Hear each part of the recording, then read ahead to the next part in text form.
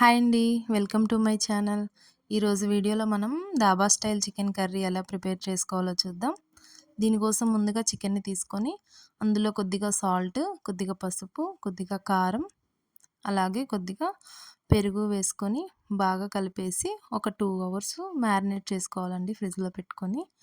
So, ఇవన్నీ వేసిన తర్వాత చికెన్‌కి బాగా పట్టేలాగా చేత్తో బాగా కలిపేయాలి ముక్కలకి. ఏ చికెన్ కర్రీ అయినా కొద్దిగా ఇలా మ్యారినేట్ చేసి పెట్టుకోవడం వల్ల పీసెస్ అనేవి సాఫ్ట్‌గా ఉంటాయి. సో, ఈలోపు మనం బాండీ పెట్టుకొని ఆయిల్ వేసుకున్నాము. ఆయిల్ హీట్ అయ్యేలోపు కొద్దిగా మనము ఆనియన్ పేస్ట్ రెడీ చేసుకుందాం. దీనికోసం మిక్సీ జార్‌లో కొద్దిగా ఆనియన్ పీసెస్‌ని యాడ్ చేసుకొని బాగా మెత్తగా పేస్ట్ లాగా తయారు చేసుకోవాలి. సో, ఈ ఆనియన్ పేస్ట్‌ని మనం హీట్ అయిన ఆయిల్‌లో వేసుకొని గోల్డెన్ బ్రౌన్ వచ్చే వరకు ఫ్రై చేసుకోవాలి. సో, ఇదిగోండి ఆనియన్ పేస్ట్‌ని యాడ్ చేస్తున్నాను. సో, ఇలా యాడ్ చేసిన తర్వాత సిమ్‌లో పెట్టుకొని మనం ఫ్రై చేసుకుందాం. ఇందులోనే కొద్దిగా ఉప్పు వేసుకుంటే తొందరగా మనకి ఆనియన్ పేస్ట్ అనేది కుక్ అవుతుంది. ఇందులోనే కొద్దిగా నేను చెక్క, లవంగం, ఇలాచీ అండ్ బిర్యానీ ఆకు యాడ్ చేశాను. అది ఫ్రై అయ్యాక కొద్దిగా అల్లం వెల్లుల్లి పేస్ట్ వేసి యాడ్ చేశాను.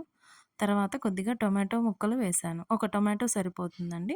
సో, టొమాటో పీసెస్ వేసిన తర్వాత కొద్దిగా ఫ్రై అయిన తర్వాత అందులో కొద్దిగా పసుపు, అలాగే కారం, దాంతో పాటు కొద్దిగా ధనియాల పొడి వేసుకొని ఇంకొంచెం ఫ్రై చేసుకుంటాము.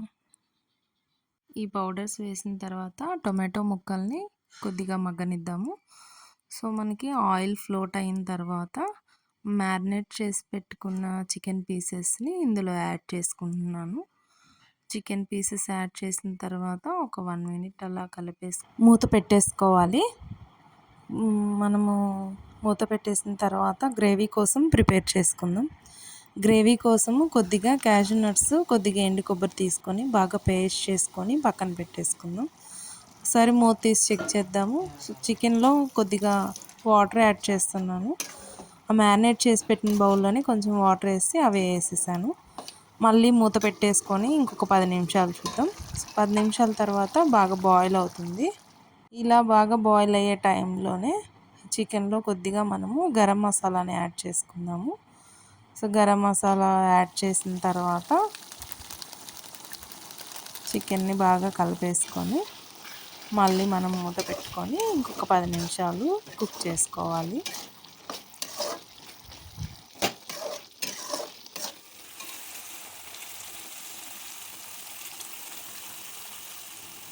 ఇలా చికెన్ కొద్దిగా ఉడికిన తర్వాత మనం రెడీ చేసి పెట్టుకున్న పేస్ట్‌ని యాడ్ చేస్తున్నాము.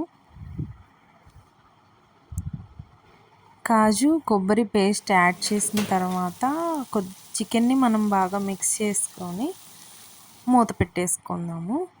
చికెన్ బాగా ఉడుకుతూ ఉంటుంది. సో, ఆ తర్వాత కొద్దిసేపటికి మనము కొంచెం వాటర్ అనేది యాడ్ చేసుకుందాము.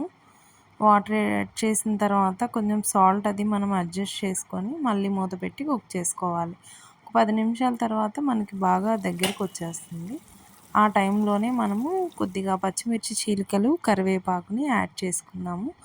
ఏ కర్రీకైనా గుర్తుపెట్టుకోండి, నాన్ వెజ్ కర్రీ చేసేటప్పుడు ఇలా లాస్ట్‌లో కర్రీ రెడీ అవుతున్న టైంలో గ్రీన్ చిల్లీ, కరివేపాకు వేయడం వల్ల మనకి చాలా మంచి ఫ్లేవర్ అనేది యాడ్ అవుతుంది. ఇంకో 5 మినిట్స్‌లో కర్రీ రెడీ అండి. చూడండి, ఈ కర్రీని నేను మా హస్బెండ్ లంచ్ బాక్స్ కోసం ప్యాక్ చేస్తున్నాను. ఈ కర్రీ రైస్, చపాతీ దేనిలోకైనా చాలా బాగుంటుంది. మీరు ట్రై చేయండి. Thank you for watching. Please subscribe my channel.